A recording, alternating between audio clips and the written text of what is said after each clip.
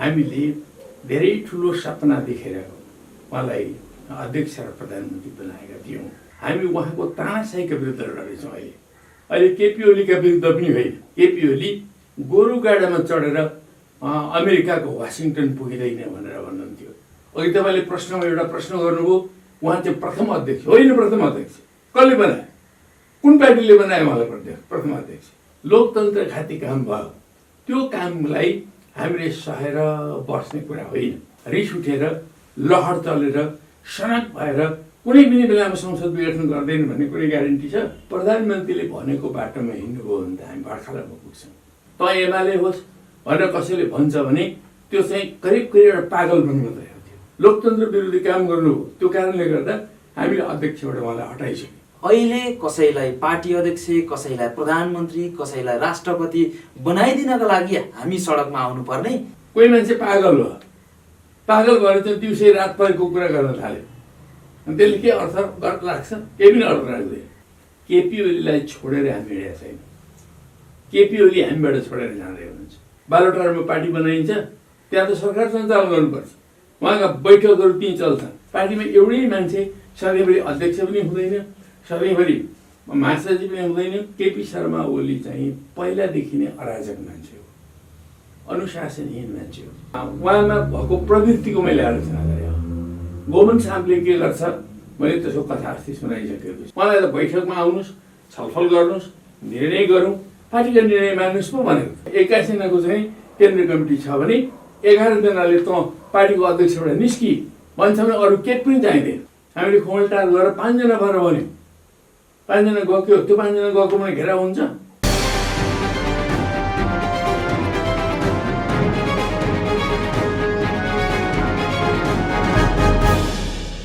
दर्शकवृन्द नमस्कार। कार्यक्रम साझा सरोकारमा तपाईलाई स्वागत छ।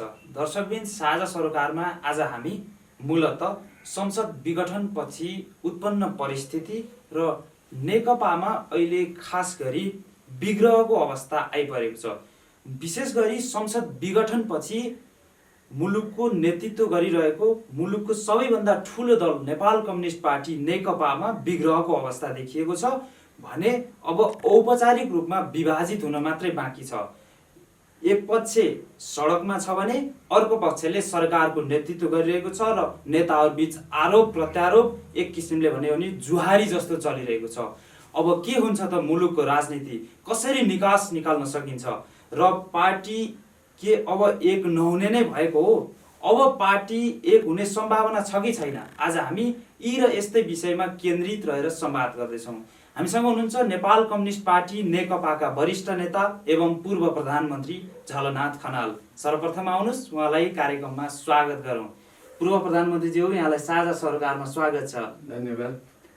पूर्व प्रधानमन्त्रीज्यू, तपाईँले धेरै आन्दोलनको नेतृत्व गर्नुभयो र परिवर्तनका लागि तपाईँ नायक पनि हुनुभयो। तपाईँले पञ्चायत शासन विरुद्धको आन्दोलन गर्नुभयो। तत्कालीन राजा ज्ञानेन्द्र शाहको शासन विरुद्धमा चाहिँ सडकमा उत्रिनु भयो। अहिले आफ्नै पार्टीका अध्यक्ष एवं प्रधानमन्त्री केपी शर्मा ओली विरुद्ध तपाईहरू सडकमा हुनुहुन्छ। यो अवस्था चाहिँ कसरी आयो? ऋषिजी, यो बडो दुःखद घटना हो हाम्रो पार्टीको इतिहासमा, नेपालको कम्युनिस्ट आन्दोलनको इतिहासमा र नेपालको लोकतान्त्रिक आन्दोलनकै इतिहासमा एउटा दुःखद अध्याय मान्नुपर्छ। हाम्रो गौरवमय पार्टी नेपाल कम्युनिस्ट पार्टी नेकपाले जुन विश्वास र आस्थाका साथमा, भरोसाका साथमा केपी ओलीलाई हामीले अध्यक्ष निर्वाचित गऱ्यौँ र प्रधानमन्त्री निर्वाचित गऱ्यौँ। हामीले धेरै ठुलो सपना देखेर उहाँलाई अध्यक्ष र प्रधानमन्त्री बनाएका थियौँ। तर प्रधानमन्त्री भएको दिनदेखि नै उहाँले पार्टीलाई बिर्सनुभयो, पार्टीका नीतिहरू बिर्सनुभयो, पार्टीका कार्यक्रमहरू बिर्सनुभयो, पार्टीका कार्यदिशा, नीति, सिद्धान्त बिर्सनुभयो। उहाँले पार्टीका नीति निर्णयहरू बिर्सन थाल्नुभयो। जति नै निर्णय गरे पनि उहाँले त्यसलाई लागू गर्नु भएन। त्यसले गर्दा पार्टीभित्र गम्भीर समस्याहरू उत्पन्न भए। ती समस्याहरू उत्पन्न हुनु अत्यन्त आश्चर्यको कुरा थिएन। पार्टीभित्र यदाकदा कहिले उग्र वामपन्थ आउँछ, कहिले दक्षिणपन्थ आउँछ, ती कुरा स्वाभाविक नै थिए। तर ती कुरालाई विधिपूर्वक, नीतिपूर्वक, अन्तर्पार्टी सङ्घर्षका नियम अन्तर्गत हल गर्नुपर्ने थियो। तर पार्टीभित्रका मतभेदको नाउँमा, पार्टीभित्र आफू अल्पमत परियो भन्ने नाउँमा, आफूलाई तथाकथित घेराउ गरियो भन्ने नाउँमा उहाँले संविधानमाथि जुन ढङ्गले हमला गर्नुभयो र लोकतन्त्रमाथि जुन हमला गर्नुभयो र 5 पुसमा आएर उहाँले जुन चाहिँ दुर्घटनातर्फ मुलुकलाई लानुभयो, यो अत्यन्त दुर्भाग्यपूर्ण कुरा हो। यो संविधान विरोधी कार्य हो, यो लोकतन्त्र विरोधी कार्य हो, यो जनादेश विरोधी कार्य हो। 5 वर्षको जनादेश हामीलाई थियो र यो आम नेपाली जनताको राष्ट्रिय हितका विपरीतको कुरा पनि हो। त्यसैले हामी यति बेला फेरि सडकमा उत्रन बाध्य भएका छौँ। हामी हाम्रो यो बाध्यता हो, हाम्रो रहर होइन। हामी जुन प्रकारको उहाँको निरङ्कुशता र तानाशाही देखा पर्यो त्यसका विरुद्ध अहिले मैदानमा उत्रन बाध्य भयो। तपाईँ आफै धेरै परिवर्तनको सम्भावक, धेरै परिवर्तनको नायक। अहिले तपाईँहरू आफ्नै अध्यक्ष विरुद्ध आन्दोलनमा हुनुहुन्छ। तपाईँ केपी शर्मा ओलीसँग चाहिँ धेरै लामो सहकार्य पनि गर्नुभयो तपाईँले। अहिले तपाईँकै इतिहास हेर्दा पनि तपाईँ सरकार प्रमुख हुनुभयो, कार्यकारी प्रमुख, प्रधानमन्त्री हुनुभयो, पार्टी महासचिव हुनुभयो, पार्टी अध्यक्ष हुनुभयो। अहिले यो 71 वर्षको उमेरमा आएर अहिले यसरी आफ्नै पार्टीका अध्यक्ष, प्रधानमन्त्री विरुद्ध चाहिँ सडकमा आउँदाखेरि तपाईँलाई कस्तो महसुस भइरहेको छ पूर्व प्रधानमन्त्रीज्यू? वास्तवमा हो, हामीले पञ्चायत कालदेखि पञ्चायती जुन तानाशाही थियो त्यो तानाशाहीका विरुद्ध लामो सङ्घर्ष गऱ्यौँ। हामीले 30 वर्षको सङ्घर्ष अगाडि बढाएर ल्यायौँ। त्यही 30 वर्षको सङ्घर्षको कालमा हामीले नेपालको कम्युनिस्ट आन्दोलन पुनर्गठित गऱ्यौँ, एकताबद्ध बनायौँ र पार्टीलाई एकताबद्ध पार्टीको रूपमा, नेकपा एमालेको रूपमा हामीले विकसित गऱ्यौँ। सुरुमा हामीले कोर्डिनेसन बनाएका थियौँ, त्यसपछि नेकपा माले निर्माण गऱ्यौँ, त्यसपछि हामीले नेकपा एमाले निर्माण गऱ्यौँ, पछिल्लो कालमा आएर हामीले नेकपा निर्माण गऱ्यौँ। यो कालखण्डमा हामीले एकातिर पञ्चायत विरोधी विभिन्न सङ्घर्षका श्रृङ्खलाहरू, अर्कोतर्फ 46 सालको सङ्घर्षको श्रृङ्खला, त्यस पछाडि ज्ञानेन्द्र तानाशाहीका विरुद्धको सङ्घर्षको श्रृङ्खला, 62-63 को जनक्रान्तिको श्रृङ्खला, यी सबै कुराहरू हामीले पार गरेर आयौँ र हामीले नयाँ संविधान निर्माण गर्ने काममा पनि त्यत्तिकै दत्तचित्त भएर 10 वर्ष लगाएर हामीले नयाँ संविधान निर्माण गऱ्यौँ। र यो संविधानमाथि यसरी कसैले पनि हमला गर्ला भन्ने हामीले अपेक्षा गरेका थिएनौँ। यो संविधानमा प्रधानमन्त्रीलाई हामीले कुनै पनि अधिकार दिएनौँ, कुनै प्रकारका विशेषाधिकारहरू छैनन्। प्रधानमन्त्रीले संसद विघटन गर्नै सक्दैन, कुनै हालतले पनि। त्यसो भए उहाँले हुँदै नभएको अधिकार प्रयोग गरेर चाहिँ संसद विघटन गर्नु, उहाँले हुँदै नभएको अधिकार प्रयोग गरेर जुन ढङ्गले चाहिँ नि संसदको विघटन गर्नुभएको छ, यो उहाँकै निम्ति पनि दुर्भाग्यको कुरा हो, राष्ट्रको निम्ति त हुँदै हो।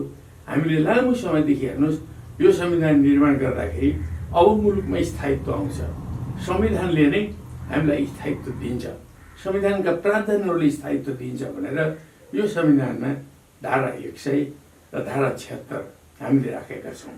धारा 76 मात्रै राख्दाखेरि पनि हामीले झन्डै 2-3 घन्टा बहस गरेका छौँ संविधानविदहरूसँग।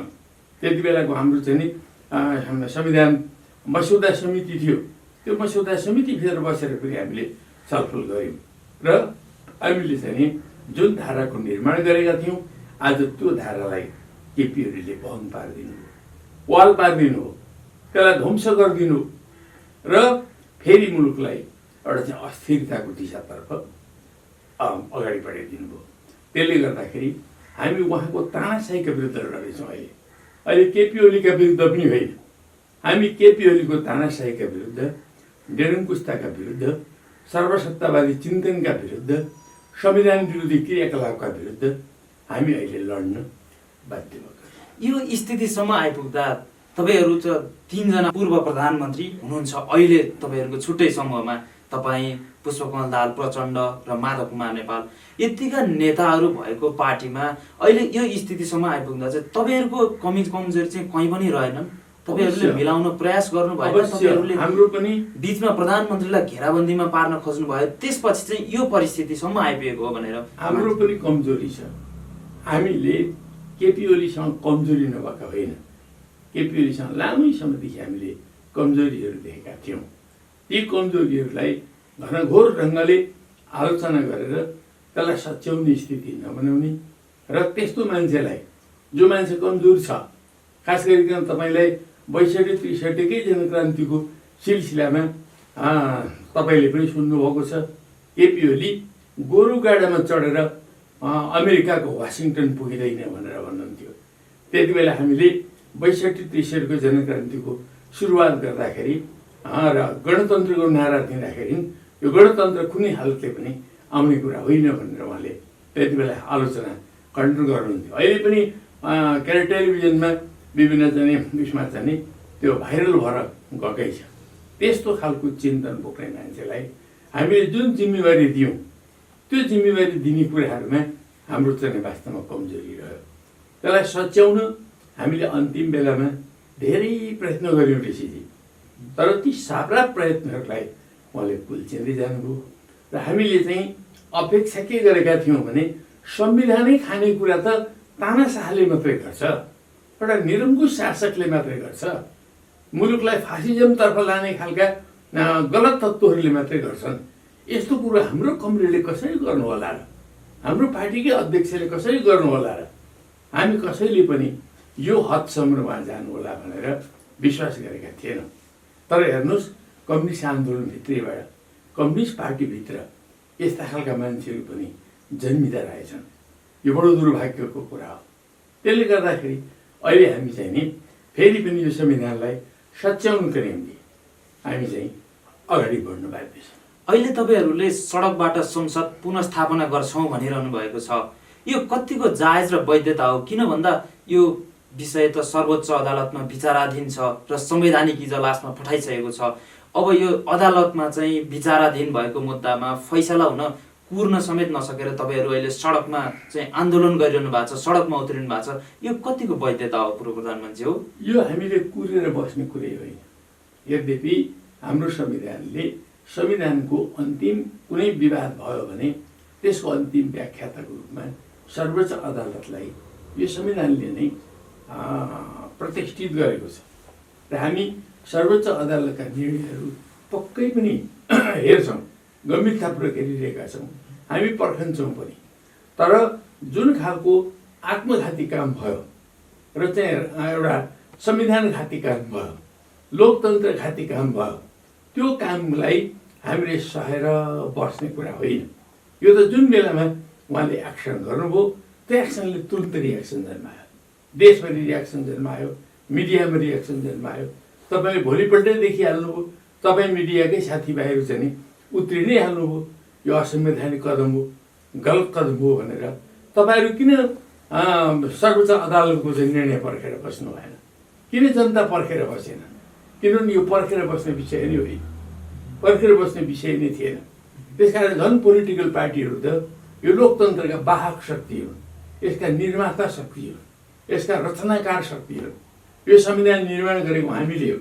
यो कुनै राजा महाराजाहरूले आशीर्वादको रूपमा दिएको संविधान होइन।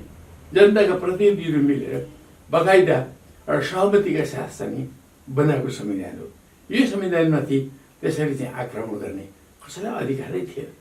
यो अधिकारै नभएको कुरालाई अनाधिकृत रूपले गरिसकेपछि हामी अहिले सडकमा आउन बाध्य भएका छौँ। सर्वोच्च अदालतले, निर्वाचन आयोगले आफ्ना काम आफ्नो ढङ्गले गर्छ।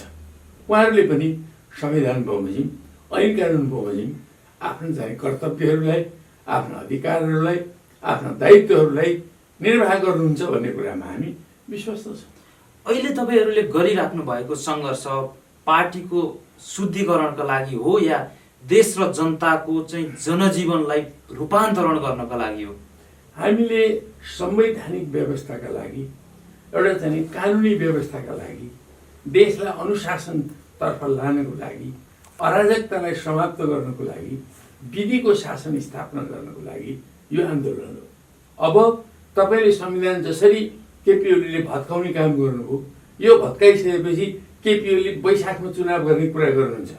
मानिलिनुहोस् वैशाखमा चुनाव भयो, चुनावबाट कोही मान्छे प्रधानमन्त्री भएर आयो, त्यो प्रधानमन्त्री हुने मान्छेले फेरि अर्को पटक रिस उठेर लहर चलेर सनक भएर कुनै पनि बेलामा संसद विघटन गर्दैन भन्ने कुनै ग्यारेन्टी छ? यो संविधान बच्न सक्छ? यो संविधानका धारा 76 बच्न सक्छ? यो संविधानका धारा 100 बच्न सक्छ? सक्दैन। त्यसो हुनाले उहाँले त एउटा विग्रहको ढोका खोल्दिनु हो। यो विग्रहको ढोकाबाट सधैँभरि यो देशमा फेरि अस्थिरताको श्रृङ्खला सुरु हुन्छ। त्यसकारणले हाम्रो यो अस्थिरताले के गर्छ? हाम्रो विकास निर्माणलाई धक्का गर्छ, हाम्रा सही नीतिहरू कार्यान्वयन हुन सक्दैन, योजनाहरू लागू हुन सक्दैन, छिनमा सरकार बदलिने खालको एउटा अवस्था आउन सक्छ र त्यस्तो खालको द्वन्द्वको अवस्था भएपछि वैदेशिक शक्तिहरूले पनि चलखेल गर्ने स्थिति आउन सक्छ। त्यसकारण यो मुलुकको स्थिरताको निम्ति, अग्रगतिको निम्ति, प्रगतिको निम्ति यो संविधानलाई हामीले बचाउनु पर्नेछ। तपाईँहरूको पार्टी नै अहिले यस्तो अवस्थामा छ भने तपाईँहरूसँग मुलुक हाँक्ने त्यस्तो प्रष्ट भिजन के छ र तपाईँहरूबाट जनताले के अपेक्षा गर्ने पूर्व प्रधानमन्त्री? हाम्रो पार्टी गौरवमय party Nepal communist party Nekapa अहिले पनि इन्ट्याक्ट छ। हामी राष्ट्रव्यापी रूपमा सुसङ्गठित नै छौँ। हाम्रो पार्टीको केन्द्रीय कमिटी सुसङ्गठित छ। तपाईँलाई थाहा छ यी पार्टीहरू जुन ढङ्गले जुन भूमिका लिएर समाजमा क्रियाशील छन् ती पार्टीहरूमा विग्रह पैदा नहोस् भनेर हाम्रो संविधानले पनि पार्टी ऐन बनाउने परिकल्पना अगाडि सार्यो। त्यो अनुरूप हामीले पार्टी ऐन बनाएका छौँ, दल ऐन बनाएका छौँ। त्यो दल ऐनको धारा 33 तपाईँले पल्टाएर हेर्नुभयो भने यो देशमा जब दुईटा पार्टीहरू मिलेर एउटा एकीकृत पार्टी बनेको हुन्छ भने त्यस्तो अवस्थामा त्यो पार्टीलाई 5 वर्षसम्म फुटाउन पाइँदैन भनेर किटानुसार त्यो ऐनमा लेखिएको छ। कथन कदाचित बहस विवाद भएर फुट्ने खालको चाहिँ स्थिति बन्यो भने पनि त्यसको केन्द्रीय कमिटीमा कम्तीमा पनि 40% पुर्याएर मात्रै कुनै फ्याक्सन चाहिँ त्यसबाट निस्कन सक्छ। 40% निस्कायो भने पनि 60% को पार्टी इन्ट्याक्ट रहन्छ। त्यो भनेर हामीले त्यस्तो प्रावधान राखेका छौँ। त्यो ऐन हामीले नै बनाएको हो, त्यो ऐन केपी ओलीले पनि बनाएको हो है। त्यस्तो खालको ऐन रहेको अवस्थामा अहिले कसैले पनि पार्टी फोड्न सक्दैन। पार्टी फोड्नको निम्ति 40% चाहिन्छ। तपाईँलाई थाहै छ भर्खरै हामीले कार्की ब्याङ्केटमा नेपाल कम्युनिस्ट पार्टी नेकपाको चाहिँ केन्द्रीय कमिटीको तेस्रो बैठक सम्पन्न गर्यो। त्यो तेस्रो बैठकमा हाम्रो केन्द्रीय कमिटीमा भएका 445 मध्ये 315 जनाको त्यहाँ उपस्थिति छ। हामीले हस्ताक्षरी मात्रै पनि करिब 300 को हस्ताक्षर चाहिँ निर्वाचन आयोगमा बुझाइसक्यो। अहिलेको अवस्थामा वैधानिक नेकपा चाहिँ को हो त? त्यसो भए वैधानिक नेकपा हाम्रो पार्टी किनभने अर्को पक्षले पनि दाबी गरिरहेको छ जुन पक्षमा चाहिँ अध्यक्ष पनि हुनुहुन्छ, अझ पहिलो नम्बरको अध्यक्ष, प्रथम अध्यक्ष जो चाहिँ मुलुक पनि सञ्चालन गरिरहनु भएको छ, सरकार सञ्चालन गरिरहनु भएको छ, महासचिव पनि अर्को पक्षमा हुनुहुन्छ। अहिले हाम्रो पार्टीको आधिकारिक पक्ष भनेको जसको पक्षमा केन्द्रीय कमिटीको बहुमत छ त्यही हुन्छ। तपाईँले ऐन अनुसार चल्नु पर्यो नि, अराजक ढङ्गले होइन, आफूलाई जे मन लाग्छ त्यसको व्याख्या गरेर होइन। तर उहाँहरूले हामी हौ संस्थापन पक्ष भनेर दाबी गरिरहनु भएको छ। ऐन अनुसार चल्नुपर्छ र उहाँले गरेको बगबास बाहेक केही पनि होइन। त्यो पार्टीलाई टुटाउने, फुटाउने, चोइट्याउने षड्यन्त्रको एउटा चाहिँ उपज मात्रै हो। उहाँले जुन खालको चाहिँ बालटारमा भेला गर्नुभयो त्यो बालटारको भेला भनेको एउटा यो पार्टीको चोइटो हो। त्यो पार्टी फुटेको पनि होइन।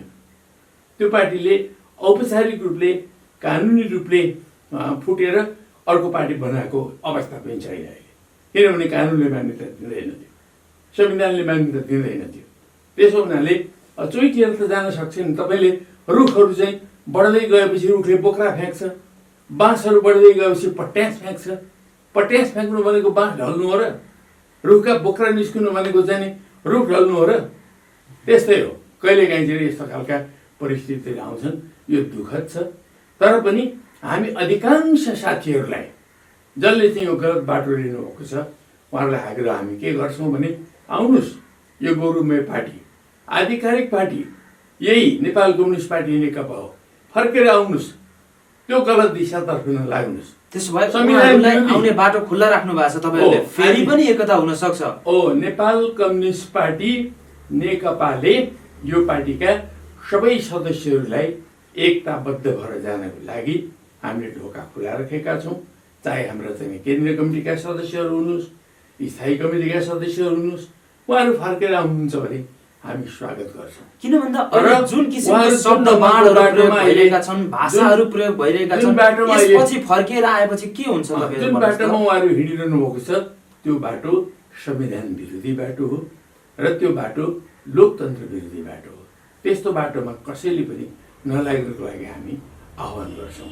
जहाँसम्म अहिले पछिल्लो अवधिमा विवादहरू हुन थालेपछि विभिन्न खालको चाहिँ भाषाहरू प्रयोग भएको छ, गलत भाषा, त्यस्तो खालको भाषा कसैले पनि प्रयोग गर्नु जरुरी छैन। नीतिगत रूपले हामी खण्डन गरौँ, सैद्धान्तिक रूपले खण्डन गरौँ, दृष्टिकोणहरूमा कहाँ कमजोरी छ त्यसको खण्डन गरौँ। एक आपसमा एउटा वैचारिक लडाइँ हो, कम्युनिस्ट आन्दोलनभित्रको लडाइँ हो। यसलाई चाहिँ एकदम शत्रुतापूर्ण बनाउनु पर्ने पनि जरुरत छैन, तर सही र गलतको निर्क्योल हुनैपर्छ।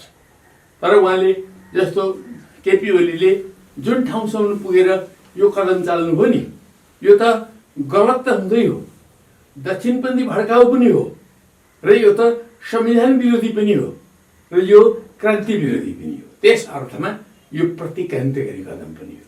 तपाईँले अहिले प्रधानमन्त्री केपी शर्मा ओलीको कदमलाई चाहिँ पिप्सो तानाशाहीको संज्ञा दिनुभएको छ र यसलाई जनताको बलबाट ध्वस्त पार्छौँ भन्नुभएको छ। यदि भोलिका दिनमा संसद पुनर्स्थापन भएर फेरि तपाईँहरूले सरकार बनाउनु भयो भने, तपाईँहरूको हातमा चाहिँ सरकार बनाउने जिम्मेवारी आयो भने त्यसपछिको संरचना कस्तो हुन्छ पूर्व प्रधानमन्त्रीज्यू?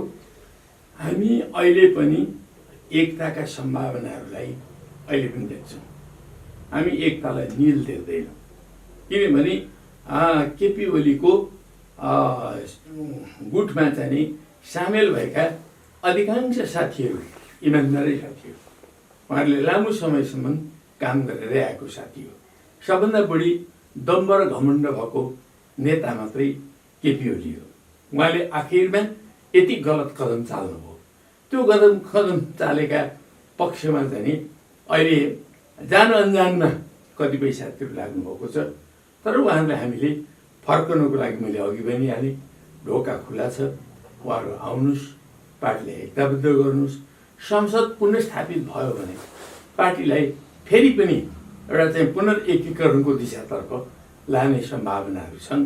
त्यो बेलामा हामीले खेल्नुपर्ने जुन भूमिकाहरू हुन्छन् ती भूमिकाहरू हामी अधिकतम रूपमा खेल्नको लागि तयार हुन्छौँ। तपाईँहरू अहिले पनि यो संसद पुनर्स्थापना हुन्छ भन्नेमा विश्वस्त हुनुहुन्छ? किन भन्दा अब त संसद विघटन भइसकेको अवस्थामा फेरि पनि संसद पुनर्स्थापना गर्न मिल्दैन भनेर प्रधानमन्त्रीले प्रष्ट रूपमा भनिसक्नुभयो। अब हामी कुनै पनि हालतमा पछाडि फर्किने ठाउँ छैन भन्नुभएको छ नि उहाँले त। प्रधानमन्त्रीले भनेको बाटोमा हिँड्नुभयो भने त हामी बर्खालामा पुग्छौँ। बर्खालामा जानु छ भने प्रधानमन्त्रीले भनेको बाटोमा हिँड्नुहोस्। उहाँले संविधान त भत्काइसक्नुभयो नि, संविधानै भत्काएर मैले भत्काएको छैन, यही मेरो कदमले चाहिँ के अरे लोकतन्त्र बचाउँछ भन्नुहुन्छ। लोकतन्त्रको त्यो त सार तत्त्व नै उहाँले चाहिँ खाइदिनु भयो।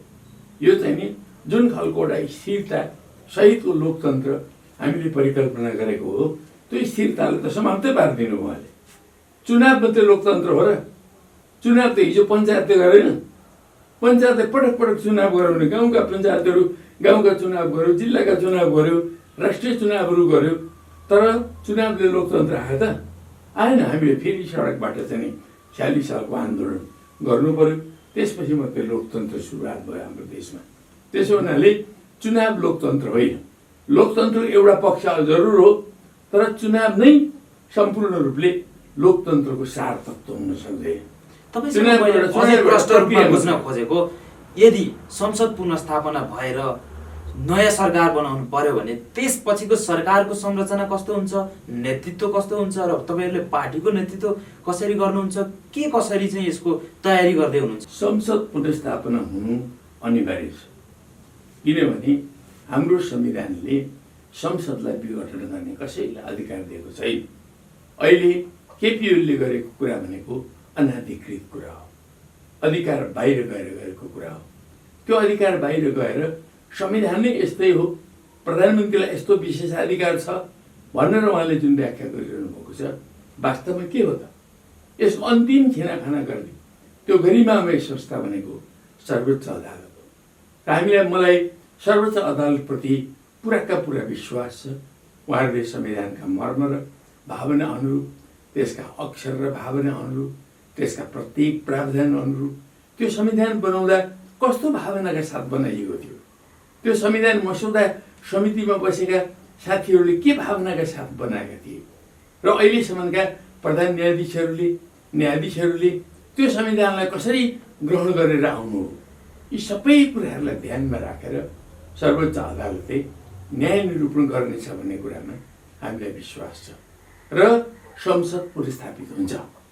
संसद पुनर्स्थापना गर्नुको कुनै विकल्प छैन। मुलुकलाई फेरि भडखालातर्फ हाल्ने हो भने, खाल्टातिर खसाउने हो भने, अस्थिरतातर्फ लाने हो भने, मुलुकको भविष्य अन्धकारतर्फ लाने हो भने मात्रै अब केपी ओलीले जस्तो जे गर्नु हो त्यसलाई चाहिँ नि सदर गर्ने काम हुन्छ। नत्र भने त्यो बदरभागी छ, त्यो बदर हुनुपर्छ। संविधानले मुलुकलाई ठिक ट्र्याकमा ल्याउनुपर्छ। त्यस्तो अवस्था आएपछि अब दलहरू कस्तो अवस्थामा रहन्छ, त्यो दलहरूको सम्पूर्ण पोजिसनहरूलाई हेरेर त्यति बेलाको सरकार निर्माण गर्ने कुरा हुन्छ। हामी चाहिँ नि सबै दलहरूसँग अहिले त लोकतन्त्रमाथि नै खतरा आएको हुनाले सबै दलहरूसँग यथोचित छलफल गरेर हामी लोकतन्त्रलाई सुदृढ गर्ने ढङ्गले चाहिँ हामी अगाडि बढ्छौँ। अहिलेको अवस्थामा यो विषय सर्वोच्च अदालतमा प्रवेश गरिसकेको छ, सम्मानित अदालतमा। अब त्यसले के फैसला गर्छ हेर्न बाँकी छ। तर अहिले तपाईँहरू सडकमा हुनुहुन्छ। फेरि पनि मैले सडककै प्रसङ्ग जोडेँ, किन भन्दा जनताको प्रश्न छ। अहिलेको अवस्थाभन्दा केही समय अगाडि हामी निकै सङ्कटमा थियौँ। कोरोनाले हामीलाई त्यत्रो दुःख दिँदाखेरि तपाईँहरू सडकमा आउनु भएन, हाम्रो लागि बोलिदिनु भएन। तर अहिले तपाईँहरूको भाग जुटाइदिनको लागि हामी सडकमा आउनुपर्ने भनेर चाहिँ जनताहरूले प्रश्न गरिरहेका छन्। अहिले किन भन्दा तपाईँहरू हामी यहाँ छौँ भनेर सडकमा चाहिँ आन्दोलन गरिरहनु भएको छ। यस्तो अवस्थामा तपाईँहरूलाई जनताले कसरी विश्वास गर्ने पूर्व प्रधानमन्त्रीज्यू? हामी अहिले हाम्रो पार्टीका निम्ति अथवा पार्टीहरूले पार्टीको निम्ति गरिरहेका छैनन्। यो गलत संवैधानिक कदम जुन छ, यो संवैधानिक कदम सिङ्गो 3 करोड नेपालीको सरकारको विषय हो। अहिले 3 करोड नेपालीहरू अब सडकमा आउनु सुरु गरेका छन्। जुन दिन चाहिँ नि यो गलत कदम चालियो, त्यो कदमका विरुद्ध विभिन्न ठाउँमा स्वतस्फूर्त रूपले जनता चाहिँ सडकमा आए। ती जनतालाई ठिक डिरेक्सनमा अगाडि बढाउनुको लागि हामी चाहिँ अहिले सङ्गठित रूपमा अगाडि बढ्दैछौँ। तपाईँले अस्तिको दिन देखिहाल्नुभयो जुन प्रकारको एउटा जनसागर उर्लिएर आयो। देशभरि 77 जिल्लामा हामीले जुन प्रकारको चाहिँ प्रदर्शन गऱ्यौँ, त्यहाँ कार्यकर्ता मात्रै छैन, त्यहाँ ठुलो सङ्ख्यामा जनताको चाहिँ उपस्थिति छ। र कतिपय जनता अहिले हेरि पनि रहेका छन्। वास्तवमा यो केपी ओलीले सच्याउन सक्छन् कि सक्दैन त्यो कुरा पनि हेरिरहेका छन्।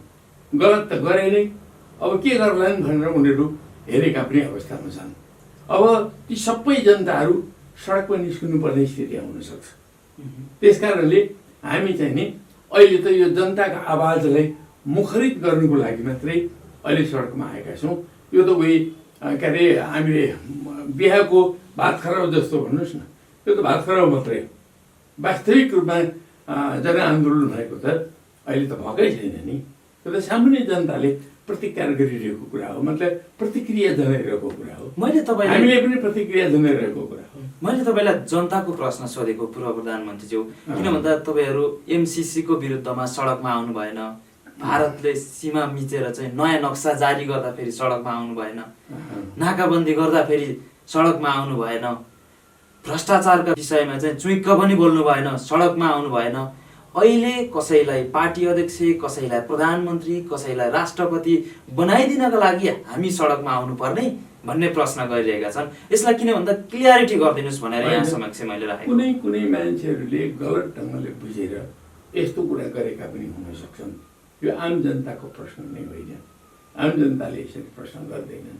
वास्तवमा हिजो चाहे तपाईँ कोभिडको बेलामा भन्नुहोस्, हामी सडकमा आएनौँ।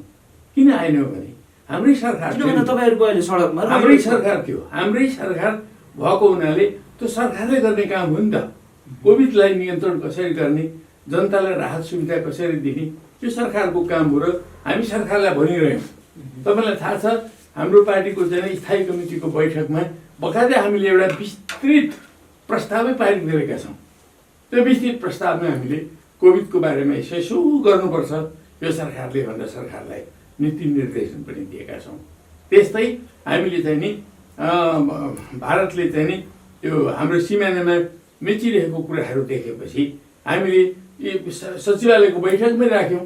यो त सरकारले गर्ने काम हो, प्रधानमन्त्रीले यो कुरा गर्नुपर्छ, राष्ट्रपतिले अगाडि सार्ने सम्बोधनमा यो कुरा चाहिँ हुनुपर्छ भनेर हामीले भन्यौँ। त्यो कुरालाई मानेर प्रधानमन्त्रीले गरेको त हो नि, नत्र भने हामीले पटक पटक भनेका थियौँ, मानेन। त्यति बेला हामीले जुलुस गर्नुपर्ने जरुरत थिएन, किन हाम्रै सरकार भएको हुनाले, हाम्रै पार्टीको सरकार भएको हुनाले, यो त सरकारले गर्ने काम भएको हुनाले हामीले सरकारलाई सुझाव दिने मात्रै काम गर्यौँ। त्यो बेलामा प्रतिपक्षमा जस्तो बसेर हामीले चाहिँ सडकमा आउनुपर्ने कुरै थिएन। तर अहिले त कस्तो भइदियो भने संविधानलाई पाल पार्ने काम गर्छ।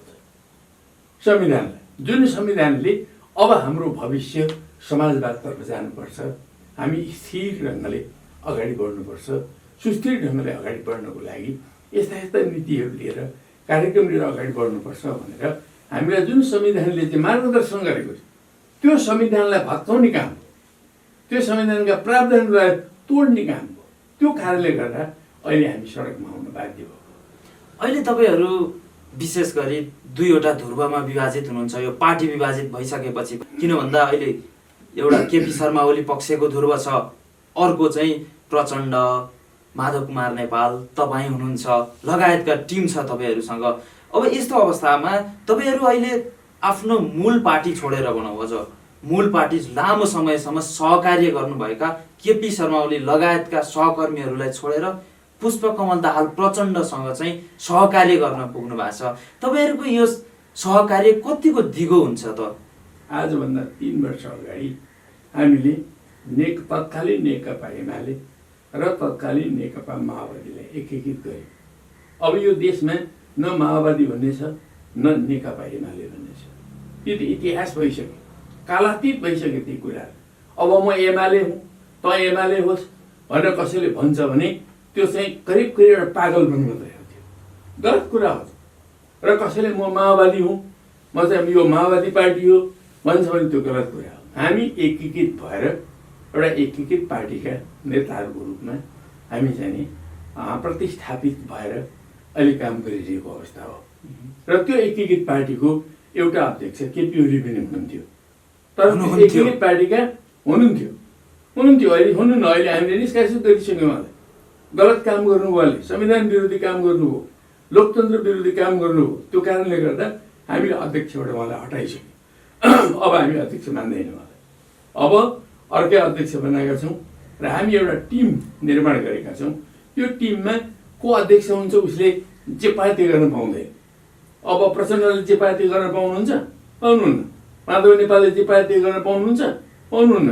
हामी कमिटीको बैठकबाट कमिटीले जे निर्णय गर्छ त्यो कुरा उहाँले कार्यान्वयन गर्ने हो।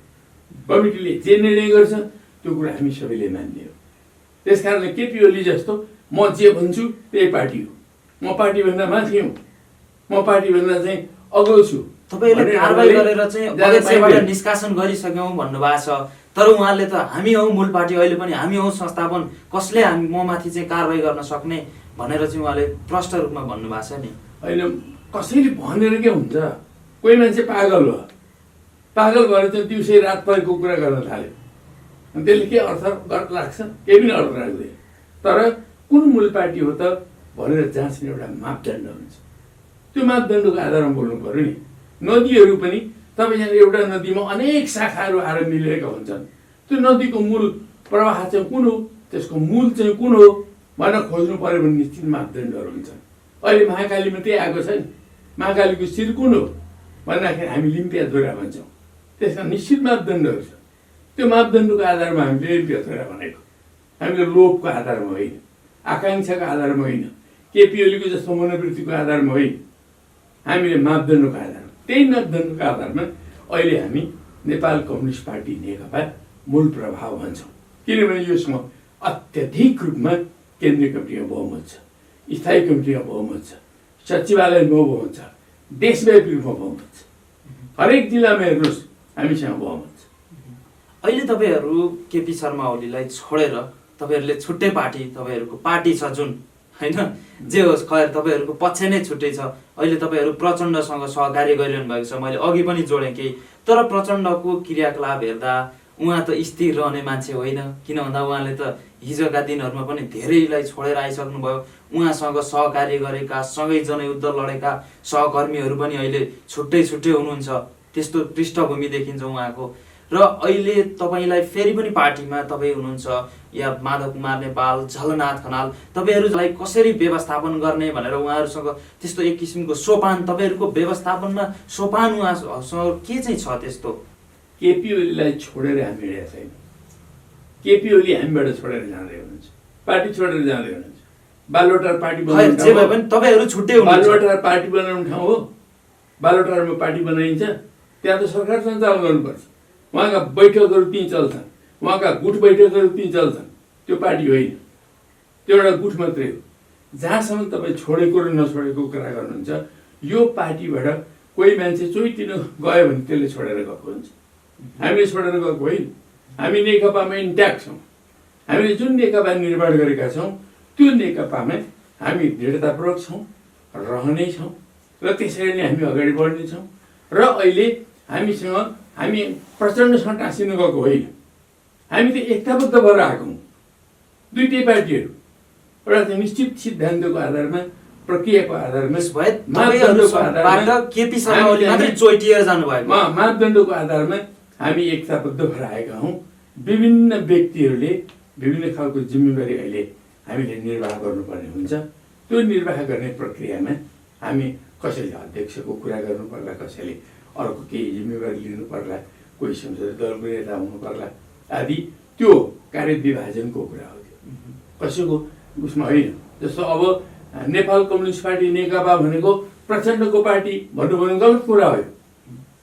अब केपी ओलीले के भन्छन्, यो केपी ओलीको पार्टी भन्छन् भने बेग्लो कुरा हो।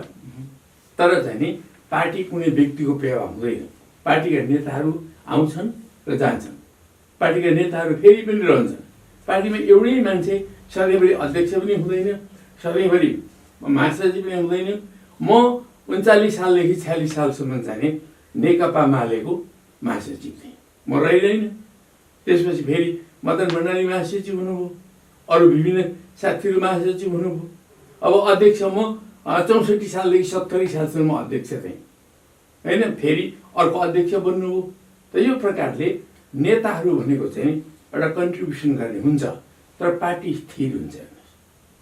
प्रचण्ड अस्थिर भन्नुभयो नि, प्रचण्ड कमरेडले जुन प्रकारको योगदान गरेर आउनुभएको छ त्यसलाई पार्टीले सही ढङ्गले मूल्याङ्कन गर्छ र त्यो मूल्याङ्कनका साथमा उहाँलाई सम्मान पनि गर्छ। तर चाहिँ नि कुनै व्यक्तिसँग भएको स्थिरता अस्थिरताले पार्टीलाई प्रभावित गर्दैन। पार्टीका कार्यदिशाहरू, नीतिहरू, सिद्धान्तहरू महाधिवेशनले तय गर्छ। त्यो महाधिवेशनले तय गरेका कार्यदिशा, नीति र सिद्धान्तमा जुनसुकै नेताले पनि दृढ भएर हिँड्नुपर्छ। हामी हिँड्न प्रतिबद्ध छौँ। कमरेड प्रचण्ड पनि त्यसैमा हिँड्नुहुन्छ। ठिक छ, अहिलेको अवस्थामा त कमरेड प्रचण्ड संसदीय दलको नेता हुनुभएको छ, माधव नेपाल पार्टी अध्यक्ष, तपाईँ वरिष्ठ नेता हुनुहुन्छ। अब तपाईँहरूको सङ्गठन कस्तो हुन्छ र तपाईँहरूको लाइन कस्तो हुन्छ, तपाईँहरूको मार्गदर्शक सिद्धान्त कस्तो हुन्छ, यो सबै चासोको विषय बनेको छ। हाम्रो मार्गदर्शक सिद्धान्त अब मार्क्सवाद लेनिनवाद हुन्छ। मार्क्सवाद लेनिनवाद बाहेक केही पनि हाम्रो मार्गदर्शक सिद्धान्त हुँदैन। मार्क्सवाद लेनिनवाद, त्यसको मार्गदर्शनमा हामी जान्छौँ। र नेपालमा जनवादी क्रान्ति हामीले सकिसक्यौँ। त्यो जनवादी क्रान्तिको कालमा हामीले नयाँ जनवाद भन्यौँ, राष्ट्रिय जनवाद भन्यौँ, जनताको जनवाद भन्यौँ, जनताको बहुदलीय जनवाद भन्यौँ। तिनीहरूको युग सिद्धियो। अब त्यसको बारेमा चर्चा गर्नुपर्ने जरुरत छैन। त्यसबाट के प्राप्त भयो देशलाई, त्यसको मूल्याङ्कन गर्नुपर्छ। त्यसका सही चिजहरू, सार तत्त्वहरू, सही कुरा छन् भने त्यसलाई हामीले कन्टिन्यू गरेर लानुपर्छ। तर अब हामी कहाँ आइपुग्यौँ त 62-63को जनक्रान्तिपछि भन्दाखेरि हामी समाजवादको युगमा आयौँ। अब नेपालमा समाजवाद निर्माण गर्नुपर्छ। त्यसकारण हामीले जुन संविधान बनाएका छौँ त्यो संविधानले के भन्यो भने अब नेपालको भविष्य समाजवाद हो है, समाजवादतिर अगाडि बढ्नुपर्छ भने हामीले बनाएको संविधान हो। यो वामपन्थीहरूको बडा छाप लागेको संविधान छ। त्यसो हुनाले हाम्रो बाटो अब समाजवाद, मार्क्स र लेनिनको मार्गदर्शन हुन्छ, समाजवादको बाटो हुन्छ। समाजवादलाई एउटा चाहिँ लक्ष्य बनाएर हामी त्यही ढङ्गको कार्यदिशा, नीति, सिद्धान्त तय गर्छौँ र राष्ट्रव्यापी रूपमा पार्टीलाई निर्माण गर्छौँ। त्यसरी नै हाम्रा सम्पूर्ण वर्गीय सङ्गठनहरू पार्टीका वरिपरि जुन छन् तिनीहरूलाई हामी कन्सोलिडेट गर्छौँ, सुदृढ गर्छौँ, विस्तार गर्छौँ, व्यापक रूपले सङ्गठित गर्छौँ र हामी अझ बलवान ढङ्गले अगाडि बढ्छौँ। त्यसो भए अहिलेको अवस्थामा जनताको जनवाद, जनताको बहुदलीय जनवाद यी सबैको औचित्य समाप्त भइसक्यो। औचित्य समाप्त भइसक्यो किन भन्दा अहिलेको अवस्थामा त केपी ओली पक्षले त जनताको बहुदलीय जनवादलाई त्यसै कारणले केपी ओली पक्षले अब पनि जनताको जनवादको कार्यक्रमको कुरा गर्छ भने त्यो कालातीत कुरा, त्यो प्रतिगामी कुरा हुन्छ। अब त्यो यो देशमा अब लागू हुन सक्ने कुरा छैन। त्यसको औचित्य सिक्यो। त्यसका 4 तत्त्वहरूलाई हामीले संविधानमा अङ्कित गरेका छौँ। बहुदलीय प्रतिस्पर्धा, आवधिक चुनाव आदि इत्यादि जुन छ नि, यी चिजहरू नै वास्तवमा त्यो जबजका 4 तत्त्व हुन्। त्यो 4 तत्त्वलाई हामीले संविधानमा अङ्कित गरेका छौँ। त्यो संविधानले अङ्कित गरेको बाटोमा हामी हिँड्छौँ। तर मार्क्स र लेनिनवादलाई अब समाजवादी क्रान्ति र निर्माणको वास्तविकतासँग घाँसेर नेपाली क्रान्तिका चाहिँ अरू उन्नत कार्यदिशा, नीति, सिद्धान्तहरूको विकास गरेर मात्रै हामी अगाडि बढ्न सक्छौँ।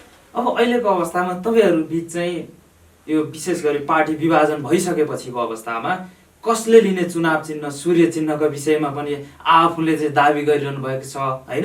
अब सूर्य चिन्ह चाहिँ कसले लिने त, कसको हुन्छ सूर्य चिन्ह, यो पनि बताइदिनुहोस्। मैले तपाईँलाई अघि पनि भने हामीसँग दल ऐन छ, कसले लिने भनेर ठुलो विवाद गर्नै पर्दैन। दल ऐनले जे भन्छ, जे मार्गदर्शन गर्छ त्यही कुरा गर्नुपर्ने हुन्छ। दल ऐनको धारा 33 फेरि एकपटक पल्टाएर हेर्नुहोस्।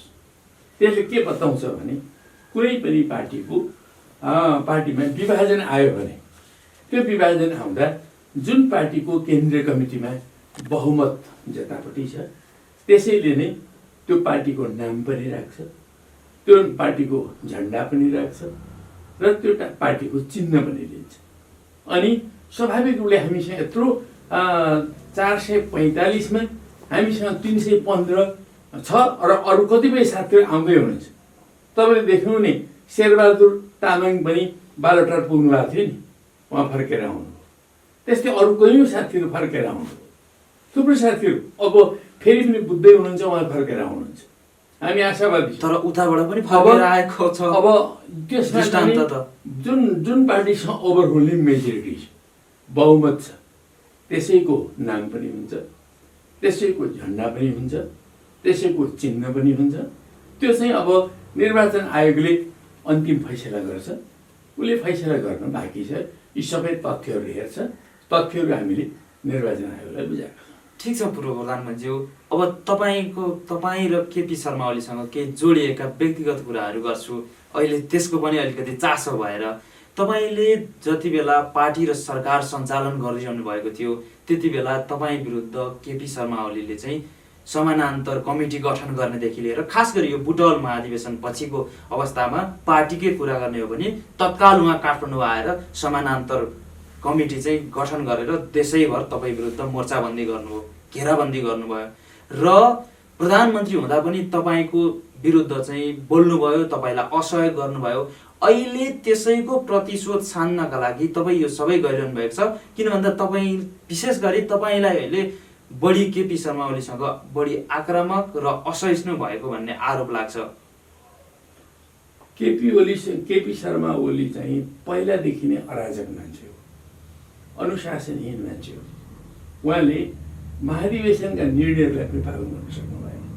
तपाईँले जुन अहिले प्रसङ्ग उकाउनु हो, 8औं महाधिवेशनले ओभरवेल्मिङ मेजोरिटीले म लगायत मेरो टिमलाई जितायो नि, त्यो टिमलाई उहाँले स्वीकार गर्न सक्नु भएन। गर्नु पर्दैन, महाधिवेशनले निर्णय गरिसकेपछि मान्नु पर्दैन। त्यो नमान्ने, एउटा विधिलाई नमान्ने, नीतिलाई, प्रक्रियालाई नमान्ने प्रवृत्ति उहाँको त्यस बेलादेखि थियो। त्यसैको अहिलेको जारी रूप। अहिले उहाँले संविधान नै मान्नु भएन, पार्टीका निर्णय त मान्नु भएन, पार्टीका निर्णय मान्नु भएन, तर उहाँले देशको संविधान समेत मान्नु भएन। संविधानलाई समेत उल्लङ्घन गर्नु यो अराजकताको पराकाष्ठा हो। त्यो अराजकता भएको हुनाले हामीलाई म कसैसँग पनि व्यक्तिगत वैरभाव राख्दिनँ। केपी ओलीसँग मेरो अहिले पनि व्यक्तिगत वैरभाव छैन। तपाईँले जुन प्रश्न गर्नुभयो त्यसलाई फिर्ता लिनुभयो हुन्छ। मेरो अहिले पनि केपी ओलीसँग म तपाईँको सार्वजनिक उसबाट भन्न चाहन्छु कि मेरो वैरभाव छैन। म उनलाई कुनै पनि अवस्थामा प्रतिशोध चाहिँ साध्नुपर्ने म ठान्दिनँ। यदि केपी ओलीले अहिले पनि आफूले गरेका गल्तीहरू स्वीकार गर्नुहुन्छ, सच्चाइलाई स्वीकार गर्नुहुन्छ, संविधानमाथि मैले भङ्ग पार्ने कुराहरू गरेँ, यो गल्ती भयो, म सच्याउँछु, म आत्मालोचना गर्छु भनेर आउनुहुन्छ भने हामी चाहिँ नि फेरि पनि एउटा नयाँ ढङ्गले अगाडि फेरि पनि ढोका चाहिँ खुल्ला राख्नु भएको छ, तपाईँहरूले चुकुल लगाउनु भएको छ। हाम्रो ढोका खुलै छ, तर रूपान्तरित भएर आउने मान्छेले मात्रै रूपान्तरित हुन सक्नु पर्यो। ठिक छ, तपाईँले केही दिन अघि भन्नुभएको थियो केपी शर्मा ओली चाहिँ गोगन साँप जस्तो हुनुभयो। विशेष गरी तपाईँले उहाँलाई अध्यक्षमा हराउनु भयो 8औं महाधिवेशनमा, त्यसपछि चाहिँ उहाँले 9औं महाधिवेशनमा तपाईँलाई हराउनु भयो, संसदीय दलको नेतामा पनि तपाईँलाई पराजित गर्नुभयो। त्यति बेला अहिले त्यस बेलादेखिको रिस चाहिँ अहिले केपी शर्मा ओलीले आएर पोख्दै हुनुहुन्छ पनि भन्नुभएको थियो नि, यो विषयमा पनि अलिकति प्रश्न पारिदिनुहोस् न। उहाँमा भएको प्रवृत्तिको मैले आलोचना गरेँ। गोमन साहबले के गर्छ मैले त्यसको कथा अस्ति सुनाइसकेको छु है। गोमन साहब भनेको त्यो इख लिएर बस्ने, उहाँले चाहिँ इख लिएर बस्नुभयो भन्न खोजेको मैले। त्यस्तै अब इख लिएर बस्ने खालको त्यस्तो खालको मनोवृत्ति उहाँसँग पहिलादेखि देखिन्छ। त्यही मनोवृत्तिले अहिले आफ्नै साथीहरूले उहाँसँग मतभेद राखेर बहस छलफल गर्न चाहे। अनि मतभेद राखेर कतिपय साथीहरूले एक आपसमा कुराकानी गरेकोलाई मलाई घेराबन्दी देख्नुभयो। उहाँले पार्टीलाई सरकारलाई असहयोग गरेको देख्नुभयो। कहाँ असहयोग भयो पार्टी? कहिले गर्यो असहयोग? उहाँलाई त बैठकमा आउनुहोस्, छलफल गर्नुहोस्, निर्णय गरौँ, पार्टीको निर्णय मान्नुहोस् पो भनेको। पार्टीको निर्णय मान्नुहोस् भनेको कुरा घेरा गरेको कुरा हुन्छ? बहुमत त हुन्छ नि, उहाँसँग जहिले पनि अल्पमतमा पर्नु। पहिला सुरुमा उहाँ बहुमतकै सर्वसम्मत हुनुहुन्थ्यो, तर बिस्तारै उहाँकै क्रियाकलापले गर्दा, उहाँकै गलत नीतिले गर्दा उहाँ चाहिँ अल्पमतमा पर्दै जानुभयो। अल्पमत परेपछि मलाई घेराउ गर्न थालियो भन्न थाल्नुभयो। अल्पमत पर्ने त्यो घेराउ हुन्छ, गलत कुरा भएन। कम्युनिस्ट पार्टीलाई बुझ्दै नबुझेको कुरा सामान्य पोलिटिकल पार्टीहरूमा पनि बहुमत भएपछि निर्णायक कुरा हो। तपाईँले चाहिँ 20 जनाको चाहिँ 21 जनाको चाहिँ केन्द्रीय कमिटी छ भने 11 जनाले त पार्टीको अध्यक्षबाट निस्कि भन्छ भने अरू केही पनि चाहिँदैन, कुनै आरोप पत्र पनि चाहिँदैन, निस्किनुपर्छ पहिले। के उहाँले साँच्चै त्यति बेला पार्टी निर्णय नमान्नु नै भएको हो? विगतमा पनि तपाईँले भन्नुभएको थियो तपाईँले पार्टी निर्णय मान्नु भएन, पार्टी निर्णय नमान्ने हो भने तपाईँले अध्यक्ष र प्रधानमन्त्री पद दुवै छोड्नुहोस् भनेर। उहाँले पार्टीलाई ठिक ढङ्गले हाँक्न सक्नुभएको भए, पार्टीलाई मार्गदर्शन गर्न सक्नुभएको भए, पार्टीका निर्णय पालन गर्न सक्नुभएको भए, पार्टीका कार्यदिशा नीति र सिद्धान्तहरू चल्न सक्नुभएको भए हाम्रो देश जनवादी क्रान्ति सकेर अब समाजवादको युगमा आयो। त्यो समाजवादी युगलाई उहाँले चिन्न सकेको भए, अब समाजवादको बाटोतर्फ लाग्नुपर्छ भनेर पहल कदमी गर्न सकेको भए, यस्तो 3-3वटा नीति कार्यक्रम आयो, त्यसमा समाजवादी खोइ बाटो, खोइ समाजवादी नीति, 3-3वटा बजेट आए, खोइ नीति, त्यो ल्याउन सक्नु भएन। त्यो कारणले मैले उहाँलाई भनेकै हुँ कि तपाईँले सरकारको लागि पनि ठिक ढङ्गले मार्गदर्शन गर्न सक्नु भएन, नेतृत्व गर्न सक्नु भएन, पार्टीलाई पनि गर्न सक्नु भएन। त्यस कारणले जसले सक्दैन उसले त ओहदा छोड्नुपर्छ, स्वाभाविक कुरा हो। किन भन्दा तपाईँहरूको पनि हात त हुन्थ्यो होला नि त्यहाँ पार्टीलाई सरकारलाई सफल बनाउनको लागि। तपाईँहरूले नै असहयोग गरिसकेपछि पटक पटक चाहिँ घेराबन्दी गर्ने होइन, विभिन्न चाहिँ बखेडाहरू झिक्ने, त्यसपछिको उत्पन्न परिस्थिति भनेर उहाँ भनिरहनु भएको छ। किन भन्दा तपाईँहरूले 19 पृष्ठ चाहिँ लामो प्रतिवेदन जो प्रस्ताव, राजनीतिक प्रस्ताव छ, हुन त प्रचण्डको हस्ताक्षर छ त्यहाँ, तर तपाईँहरूको सामूहिक भन्नुभएको छ। यसरी यो आरोप लगाइसकेपछि अब एक हुन सकेन भनेर चाहिँ उहाँले दुखेसो गुनासो पोख्नु भएको छैन? हामीले त उहाँलाई पार्टीका बैठकमा आउनु 2-3टा घटना गरे पछिल्लो कालमा। एउटा वीरगञ्जमा हाम्रै एउटा साथीको हत्या भयो। त्यो हत्या भएपछि गम्भीर प्रश्न उठ्यो, त्यो हत्यारालाई तुरन्त गिरफ्तार गर्नु पर्यो, कारवाही गर्नु पर्यो भनेर त्यहाँका साथीहरूले आवाज उठाउनु। हामीले भन्यौँ, प्रहरीलाई भन्यौँ, प्रहरीले गिरफ्तार गर्न पनि मान्दैन, जाहेरी दिएको पनि लिँदैन। त्यो खालको अवस्था हो। सरकार हाम्रै छ, अचम्म भयो। त्यसबारेमा हामीले छलफल गर्नुपर्ने महसुस गर्यौँ। अर्कोतर्फ कर्णालीमा हाम्रै सरकार छ प्रदेशमा, त्यो सरकारको विरुद्ध अविश्वासको प्रस्ताव राखियो। के कारणले राखियो, कसले राख्यो, कसको तानाबाना हो यो, हामी आफै छक्क पऱ्यौँ। त्यसबारेमा छलफल गर्नुपर्ने आवश्यकता भयो। छिमेकी देश भारतका चाहिँ नि गुप्तचर संस्थाका प्रमुख नेपालमा आए, अचानक आए। आधा रातमा चाहिँ नि प्रधानमन्त्रीसँग 3-3 घन्टा भेटे। के कुराकानी भयो थाहा छैन, पार्टीमा कुनै रिपोर्ट पनि गर्नुहुन्न। यस्तो खालको कुरा भएपछि पार्टीमा गम्भीर प्रश्नहरू उठे। के हो त यो प्रधानमन्त्रीको चाल? प्रधानमन्त्रीसँग गम्भीर रूपले छलफल गर्नु पर्यो। हामीले बैठकको माग गर्यौँ, बैठक गर्नु, बैठकमा आउने तयार हुनु। अर्को अध्यक्षले हामीले भन्यौँ, हामीले खोमलटार गएर 5 जना भएर भन्यौँ, 5 जना गएको, त्यो 5 जना गएको भने घेराउ हुन्छ, बैठक गर्नुहोस् भनेर गएको। हामी बैठक माग गऱ्यौँ, तर चाहिँ नि उहाँले बैठक गर्नु भएन। हामीले धुम्बाराईमा अर्को अध्यक्षले चाहिँ बैठक बोलाउनु हो, हामी त्यहाँ गयौँ, कोही आउँदैन। केपी ओलीको पक्षका मान्छेहरू नआएपछि हामी केपी ओली कहीँ गयौँ, बालोटारै गयौँ। बालोटार गएर बैठक गर्नु पर्यो। बैठक गर्न अर्को अध्यक्षलाई तपाईँले चाहिँ नि अनुमति दिनु पर्यो। हामीले भने अनुमति नदिने, बैठकै नगर्ने। अनि उहाँले त्यो गर्न थालेपछि हामीले एउटा पत्रै बुझायौँ लिखित रूपमा, यो कारणले गर्दाखेरि तुरन्त बैठकको आवश्यकता पर्यो, बैठक गर्नुहोस् भनेर भन्यो। लिखित माग गर्दाखेरि पनि उहाँले बैठकको स्वीकृति दिनु भएन। उहाँले बैठक गर्ने होइन। अघि तपाईँले प्रश्नमा एउटा प्रश्न गर्नुभयो, उहाँ चाहिँ प्रथम अध्यक्ष होइन। प्रथम अध्यक्ष कसले बनायो? कुन पार्टीले बनायो उहाँलाई प्रथम अध्यक्ष?